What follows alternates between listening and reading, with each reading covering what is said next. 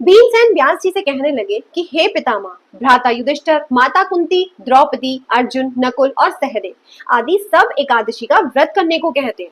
परंतु महाराज, मैं उनसे कहता हूँ कि भाई मैं भगवान की शक्ति पूजा आदि तो कर सकता हूँ, दान भी दे सकता हूँ, परंतु भोजन किए बिना नहीं रह सकता।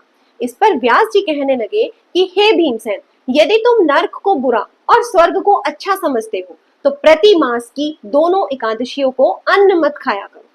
भीम कहने लगे कि हे पितामह, मैं तो पहले ही कह चुका हूं कि मैं भूख सहन नहीं कर सकता।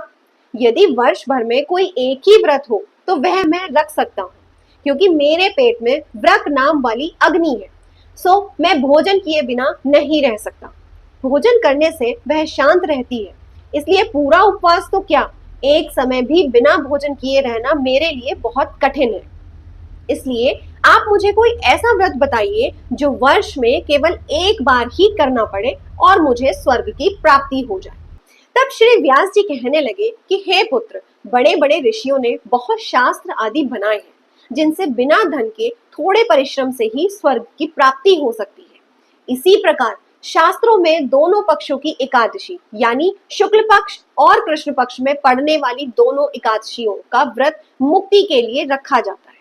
तब व्यास जी के वचन सुनकर भीमसेन नर्क में जाने के नाम से भयभीत हो गए और कांपकर कहने लगे कि प्रभु, अब मैं क्या करूं? मास में 2 व्रत तो मैं नहीं कर सकता, हाँ वर्ष में एक व्रत करने का प्रयत्न अवश्य कर सकता हूं। अतः आप वर्ष में एक दिन व्रत करने से यदि मेरी मुक्ति हो जाए तो ऐसा कोई व्रत मुझे बताइए। यह सुनकर व्यास जी कहने लगे कि वृषभ और मिथुन की संक्रांति के बीच ज्येष्ठ मास के शुक्ल पक्ष की जो एकादशी आती है उसका नाम निर्जला है। तुम उस एकादशी का व्रत करो। उस एकादशी में व्रत में स्नान और आचमन के सिवा जल वर्जित है। आचमन में 6 मासे से अधिक जल नहीं होना चाहिए, अन्यथा वह माघपन के सदृश हो जाता है। इस दिन भोजन नहीं करना चाहिए, क्योंकि भोजन करने से व्रत नष्ट हो जाता है। यदि एकादशी को सूर्योदय से लेकर द्वादशी के सूर्योदय तक जल ग्रहण ना करे तो उसे सारी एकादशियों के व्रत का फल प्राप्त होता है। द्वादशी को सूर्योदय से पहले उठकर स्नान आदि करके ब्राह्मणों का दान आदि देना चाहिए। इसके पश्चात भूखे और सत्पात्र ब्राह्मणों को भोजन कराकर फिर आप भोजन कर लेना चाहिए। इसका फल पूरे 1 वर्ष की संपूर्ण एकादशियों के बराबर होता है।